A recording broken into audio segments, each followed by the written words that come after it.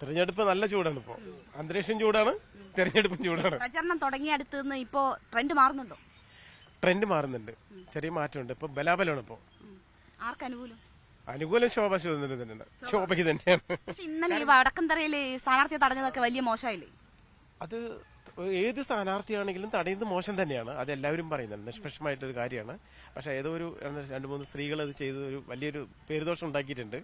പക്ഷെ അതൊന്നും ഇലക്ഷന് വലുതായി ബാധിക്കില്ല. അതാണ് എന്റെ അഭിപ്രായം. ശോഭയ്ക്ക് ഒരു പണി കൊടുത്തതാണോ എന്നും അതും പറയാൻ പറ്റില്ല, ചിലപ്പോൾ ആയിരിക്കാം. കാരണം ഇതിന്റെ അന്തർനാടകങ്ങൾ ഒരുപാട് നടക്കണ്ടല്ലോ. പാർട്ടിക്കുള്ളിൽ നിന്നല്ലേ? പാർട്ടിക്കുള്ളിൽ ഉണ്ടായിരുന്നു, ഇപ്പൊ ഇല്ല എന്നാണ് വിശ്വാസം. പക്ഷെ ഈ ഒരു സംഭവത്തോട് ചെറിയ സംശയം എല്ലാവർക്കും വന്നിട്ടുണ്ട്. അതെ. അപ്പൊ ക്യാമ്പിനുള്ളിൽ നിന്ന് പണി കിട്ടിയതാണോ എന്നുള്ള സംശയം ഉൾപ്പെടെ എങ്ങനെയാണ് പാലക്കാട്ടെ സാഹചര്യം? ഈ പിഷാരടി, ശോഭാ സുരേന്ദ്രൻ, NMR, നമ്മൾ ഇതുവരെ സംസാരിച്ചവരെല്ലാം എല്ലാവർക്കും സാധ്യതകൾ പറയുന്നു. എങ്ങനെ നോക്കുന്നു? ശക്തമായ പോരാട്ടമാണ് മൂന്നാളും നടത്തുന്നത്. ഇതുവരെ കഴിഞ്ഞ തെരഞ്ഞെടുപ്പുകളിലൊക്കെ LDF 3-ാം സ്ഥാനത്താണ്. പക്ഷെ ഇപ്രാവശ്യം നമ്മളൊരു വ്യവസായിയാണ് വന്നിരിക്കുന്നത്.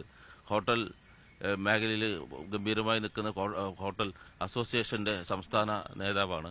അയാൾ കാര്യമായി തന്നെ വർക്ക് ചെയ്യുന്നുണ്ട്. ശോഭാ സുരേന്ദ്രൻ 2014 മുതൽ ഇവിടെ വർക്ക് ചെയ്യുന്നതാണ്. ശോഭാ സുരേന്ദ്രൻ സാധ്യതയാണ് സർവേ പറയുന്നു. പക്ഷേ ഈ കഴിഞ്ഞ 2 ദിവസത്തിൽ കേരളത്തെ സംബന്ധിച്ചിടത്തോളം പല പാർട്ടികളിൽ നിന്ന് നേതാക്കൾ NDAയിലേക്ക് വരുന്നുണ്ട്. മനസ്സിലായില്ലേ?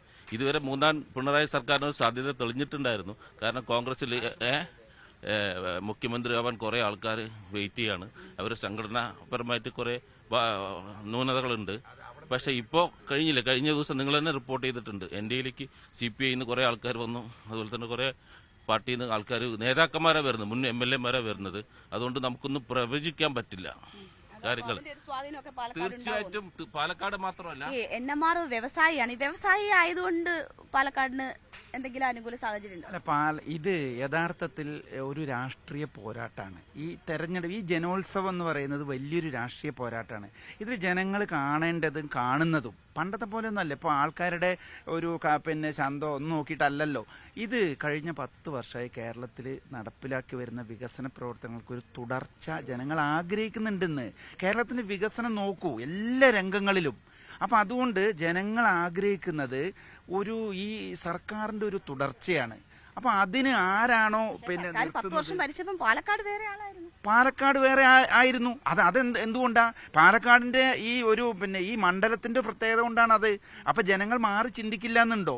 ഇല്ല. അതിന് പ്രാപ്തനായ നല്ല കഴിവുള്ള ഒരു മികച്ച സംഘാടകനാണ് LDF ഇപ്രാവശ്യം നിർത്തിയിരിക്കുന്നത്.